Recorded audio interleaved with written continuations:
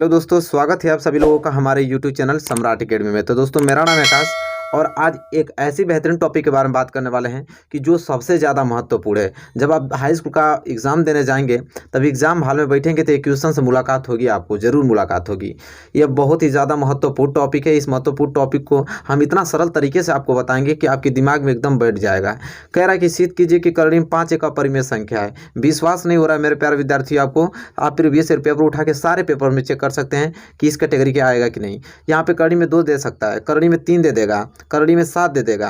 तो एक अगर आप जानते रहेंगे तो आप उसको सभी को बना लेंगे, लेकिन सबसे ज़्यादातर यही पूछता है करड़ी में 5 वाला कि सिद्ध कीजिए कि करड़ी में 5 एक अपरिमेय संख्या है। तो चलिए इस हार्ड टॉपिक को सरल बनाते हैं और अच्छे तरीके से समझने की कोशिश करते हैं। तो चलिए आइए इसे सॉल्व करते हैं।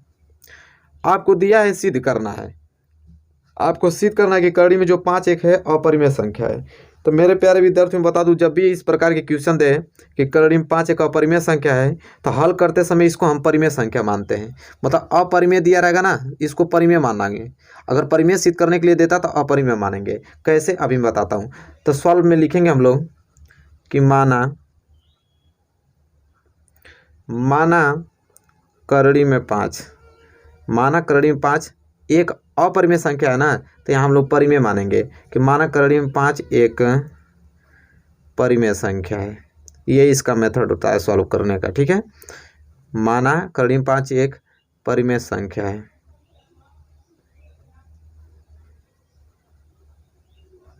ठीक है, करड़ी में 5 एक क्या है?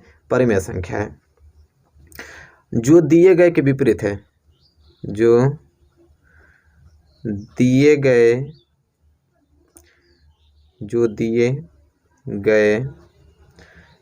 के विपरीत है,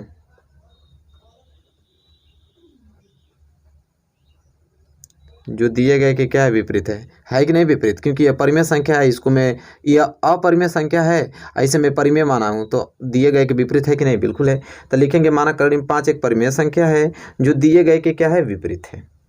अब मेरे प्यारे विद्यार्थियों, अब सुनिए ध्यान से। जब मैंने करड़ी में 5 को परिमेय संख्या मान लिया तो परिमेय संख्या क्या होगा?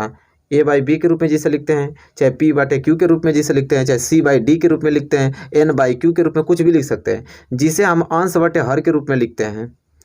और हमारा हर जीरो नहीं होता है, जीरो होना नहीं चाहिए, वो आपका परिमेय संख्या कहलाता है। तो कह रहा है कि यहाँ लिखा है कि माना करड़ी में 5 एक परिमेय संख्या है, तो करड़ी में 5 परिमेय संख्या, तो जाहिर सी बात है कि a बाई बी के बराबर हो जाएगा। फिर लिखेंगे जहाँ ए और बी सअभाज्य संख्या है, सअभाज्य संख्या है। क्या मेरे प्यारे विद्यार्थियों? सअभाज्य संख्या है। सअभाज्य संख्या पूर्णांक है, इस तरह लिख सकते हैं, सअभाज्य संख्या पूर्णांक है।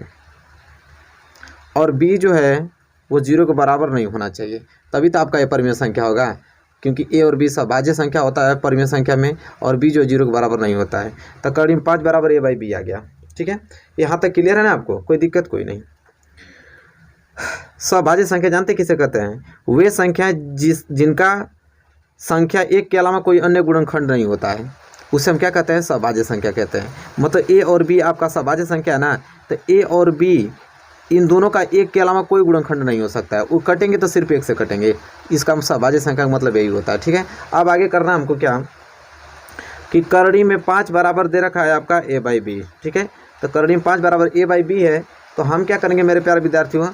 इसके नीचे हम 1 मान लेंगे और a का गुणा इस 1 में करेंगे तो हो जाएगा a बराबर, और करड़ी में 5 का गुणा इस b में करेंगे तो ये क्या हो जाएगा? तो ये हो जाएगा आपका करड़ी में 5 b हो जाएगा। होगा कि नहीं? बिल्कुल होगा। अब इतना हो गया ना, अब आपको करना है दोनों तरफ वर्ग करने पर। क्या लिखेंगे? दोनों तरफ वर्ग करने पर ना। तो आइए करते हैं, हम लोग लिखेंगे बहुत प्यार से, दोनों तरफ क्या करने पे? वर्ग करने पे, दोनों तरफ वर्ग करने पे। अब दोनों तरफ वर्ग करने पर मेरे प्यारे विद्यार्थियों क्या हो जाएगा? इधर आपका a का स्क्वायर हो जाएगा बराबर, इधर हो जाएगा आपका करड़ी में 5 b जो है इसका स्क्वायर हो जाएगा वर्ग करने पे।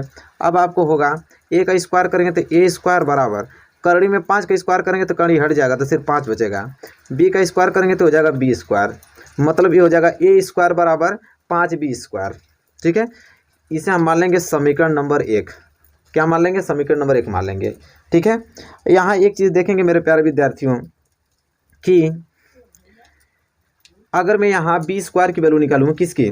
बी स्क्वायर की, तो मेरे प्यारे विद्यार्थियों बी स्क्वायर की वैल्यू निकालूंगा तो ए स्क्वायर जो इधर ऐसे ही रहेगा, 5 इधर गुणा में तो 5 भाग में चला जाएगा, मतलब बी स्क्वायर बराबर क्या आ जाएगा? ए स्क्वायर बटे 5।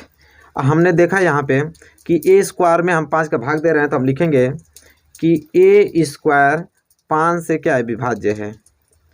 ए स्क्वायर 5 से क्या है? यहाँ लिख देता हूँ, विभाज्य है। 5 से क्या है? विभाज्य है।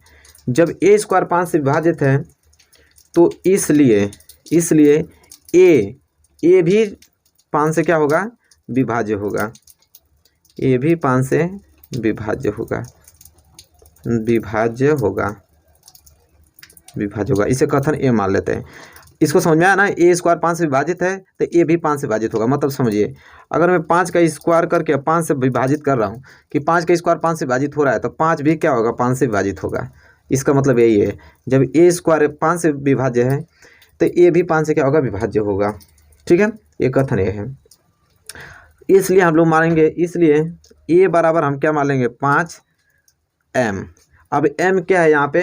तो m यहाँ पे एक पूर्णांक है, तो लिखेंगे जहाँ m एक पूर्णांक है। यही स्टेप होता है, इसी तरह प्रकार इसे सॉल्व किया जाता है मेरे प्यारे विद्यार्थियों। ठीक है, थोड़ा हार्ड है, ये पूर्णांक है। ए बराबर 5m जहाँ क्या है? m पूर्णांक है। अब करना हमको सिंपल ही है मेरे प्यारे विद्यार्थियों ना, कि ए बराबर 5m जो यहाँ माने हम लोग कि ए बराबर 5m समीकरण 1 में रखने पर, समीकरण 1 में रखने पर समीकरण 1 क्या है मेरे प्यारे विद्यार्थियों? तो समीकरण 1 ही ये माना था, ए स्क्वायर बराबर 5b स्क्वायर। समीकरण 1 क्या है? ए स्क्वायर बराबर 5b स्क्वायर। इसी में हम ए बराबर 5m रखेंगे, तो जहाँ भी ए है वहाँ 5m हो जाएगा, तो यहाँ ए है तो हो जाएगा 5m का होल स्क्वायर बराबर ये हो जाएगा 5b स्क्वायर। ठीक है, 5 का वर्ग करेंगे तो 25, m का स्क्वायर करेंगे तो m स्क्वायर बराबर इधर हो गया आपका 5b स्क्वायर। तो अगर मैं यहाँ से b स्क्वायर निकालूँ तो b स्क्वायर बराबर क्या होगा? 25m स्क्वायर बटे 5 होगा। अब 5 से मैं इसको कटा सकता हूँ, बिल्कुल कटा सकता हूँ, तो b स्क्वायर बराबर 25 आ जाएगा 5m स्क्वायर। ठीक है, आ गया। अगर मैं यहाँ m स्क्वायर का वैल्यू निकालूँ तो हो जाएगा b स्क्वायर बटे 5। ठीक है, मतलब b स्क्वायर 5 से विभाजित हो रहा है, तो हम लिखेंगे यहाँ पे मेरे प्यारे विद्यार्थियों कि b स्क्वायर 5 से क्या है? विभाज्य है। b स्क्वायर 5 से क्या है? विभाज्य है। तो b स्क्वायर 5 से विभाज्य है मेरे प्यारे विद्यार्थियों, तो लिखेंगे हम, तो b भी क्या होगा? 5 से विभाजित होगा। जैसे a उधर हो रहा था इसी प्रकार b भी 5 से क्या होगा? विभाज्य होगा। b भी 5 से विभाज्य होगा। अब मेरे प्यारे विद्यार्थियों बात आती है समझ, इसे कथन हम b मान लेते हैं। ठीक है, अब कथन a और कथन b से एक चीज़ देखते हैं। कथन a से और कथन b से देखिए क्या निष्कर्ष निकलता है। कथन a से कथन b से, कथन a में था मेरे प्यारे विद्यार्थियों कि a भी 5 से विभाज्य होगा, और कथन b है कि b भी 5 से विभाजित हो जाएगा। तो मेरे प्यारे विद्यार्थियों बताइए, हमने शुरू में माना था कि करड़ी में 5 जो एक परिमेय संख्या है, जो कि a बाई b मैंने माना था। अब मैंने बताया था कि परिमेय संख्या तभी हो पाएगा जब a और b क्या होगा? दोनों सभाज्य रहेगा, तभी जाके परिमेय होगा। और सभाज्य का मतलब ये होता है कि a और b सिर्फ एक से कटना चाहिए, अन्यथा किसी से नहीं कटना चाहिए। लेकिन यहाँ पे ये मालूम चल रहा है कि a भी 5 से विभाजित हो जा रहा है और b भी 5 से विभाजित हो रहा है, तो भाई कैसे परिमेय संख्या हो पाएगा? कभी नहीं। 1 से विभाजित होता तब तो परिमेय संख्या होता, लेकिन 5 से a भी विभाजित हो रहा है, b भी 5 से विभाजित हो रहा है, इसलिए क्या यह परिमेय संख्या नहीं है। तो हम लोग लिखेंगे, इसके लिखने का तरीका होता है, लिखेंगे a तथा b का एक उभयनिष्ठ गुणनखंड, a तथा b का एक उभयनिष्ठ गुणनखंड। ठीक है, उभयनिष्ठ गुणनखंड क्या है? 5 है, क्योंकि a 5 से कट रहा है, b भी 5 से कट रहा है, इसलिए a तथा b सअभाज्य संख्या नहीं है, सअभाज्य संख्या नहीं है। ठीक है मेरे प्यारे विद्यार्थियों, सअभाज्य संख्या नहीं है। तब सअभाज्य संख्या है ही नहीं, तो कड़ी में 5 हमने माना था कि कड़ी में 5 बराबर a बाई b माना था। जब ये सअभाज्य संख्या है ही नहीं, तब सभाज्य संख्या नहीं तो मतलब परिमेय संख्या भी नहीं हुआ, या तब ये परिमेय संख्या नहीं हुआ तो ये कहाँ से हो पाएगा, नहीं हो पाएगा।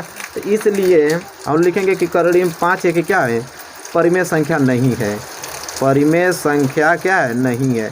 और जब परिमेय संख्या नहीं है मेरे प्यारे विद्यार्थियों, तो जाहिर सी बात है कि तब परिमेय संख्या नहीं हुआ तो करणीय में 5 एक क्या हो गया, और परिमेय संख्या हो गया। यही तो हमें सिद्ध करना था कि सिद्ध कीजिए कि करणीय में 5 एक परिमेय संख्या है या नहीं। तो देखिए पूरा प्रूफ हो गया एकदम अच्छे तरीके से, ठीक है। तो आई होप आपको ये क्वेश्चन बहुत अच्छे तरीके से क्लियर हो गया होगा मेरे प्यारे विद्यार्थियों, और समझ में आ गया होगा। अगर वीडियो अच्छा लगा हो तो प्लीज़ लाइक कीजिए, और चैनल पर नए हैं तो प्लीज़ चैनल को सब्सक्राइब कर लीजिए, साथ ही साथ बेल आइकन को भी प्रेस कर लीजिए। तब तक के लिए दोस्तों धन्यवाद, मिलेंगे आपसे नेक्स्ट वीडियो में।